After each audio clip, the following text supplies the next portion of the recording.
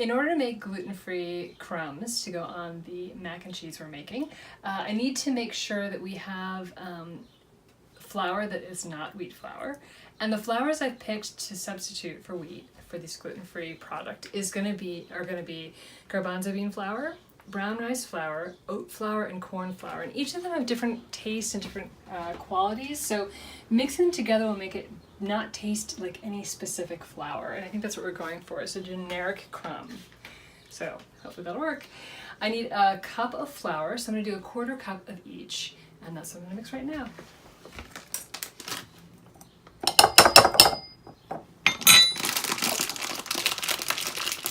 And I store my flours like that in the freezer so that it doesn't get a chance to get bugs in it, but also it hopes to keep it lasting a little longer. So for baking powder biscuits, you can use like a milk or you can use like a buttermilk. And so I'm gonna go for a buttermilk just for fun. And no one in the group I am going to bring this to that I know of has a nut allergy. So I'm gonna use almond milk. And for this recipe, we're gonna need 3/8, so somewhere between 1/2 and 1/4. 3/8 of a cup. And then what you're gonna do is to that, add just a teeny little scotch of apple cider vinegar. I'm gonna put in probably like a 1/4 teaspoon, just a teeny amount to curdle it. And that is how you make fake buttermilk from plant milks. Just stir that in and let it sit for a few minutes. While it's sitting, what I'm gonna do is incorporate the coconut, the refined coconut oil that was earlier in a liquid state and now has congealed into a solid state. We're going to add that into, mix it in just a moment to this. For the dry ingredients though, before I cut in the fat, we're going to need 2 more things. One is salt, and I'm just going to do a pinch of salt, which I know is not very helpful to other people, but I don't know, about that much. It's probably like 1/8 of a teaspoon. I really have to measure it out.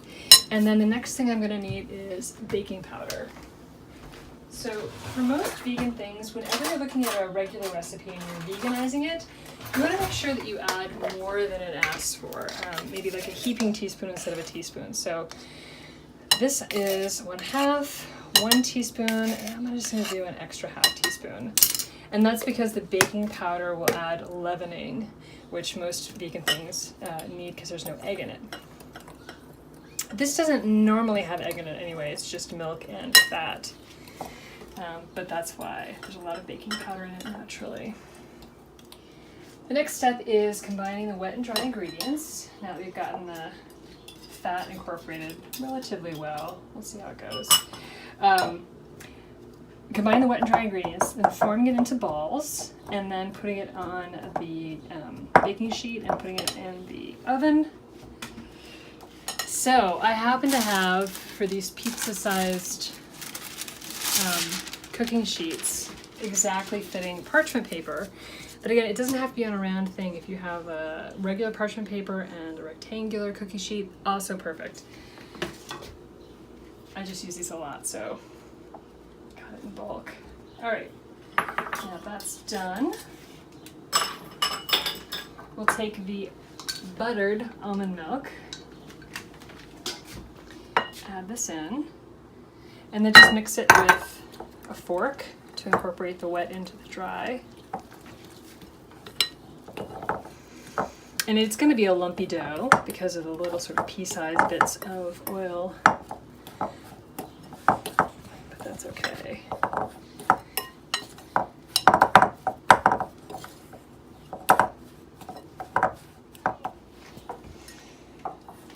After you've mixed it with your fork, you want to mix it with your hands, and you can see it starting to sort of decide to stay together, and that's a good sign.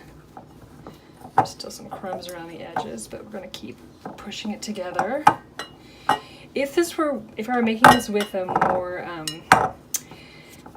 sort of traditional vegan butter like Miyoko's, I wouldn't be able to play with it this much, but because it's with the refined coconut oil, it's got a little more give for in terms of being heated up, and it'll still keep its core qualities. Okay, so now you make them into balls and then into sort of little cakes like this. And it's definitely more crumbly without wheat flour. That's okay. And again, just repeat.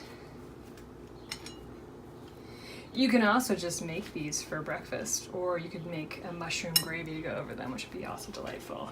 But I'm making them for breadcrumbs. I've got the biscuits all put out on parchment paper and ready to go into the oven. I'm using an electric oven. Now, the traditional recipe says 20 minutes. I'm going to check it at 15 at 450 degrees. So we'll see how that goes, because I don't know if the gluten-free ones need a different amount of time. So it's good to just do a little less time, check it, and then put more time in if you need to. So here we have the biscuits made with corn, oat, chickpea, and brown rice flour. And they were in the oven for 20 minutes. I think it's got a nice little browning going on. I think this will crumble really well. We're gonna let it cool, and then we're going to put it in the blender to get it to crumb state. We have now 5 cooked biscuits that are made with gluten-free flour. And so now we're going to turn that into crumbles. So I have this Cuisinart-esque product. And I'm literally just going to crumble these in, pulse it a few times.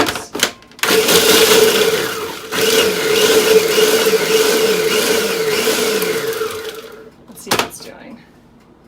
Looks pretty good. I think I'm gonna actually stop there, and you would just do that for the rest of them, and then you're done. So I'm gonna put the rest in. Pulse it some more.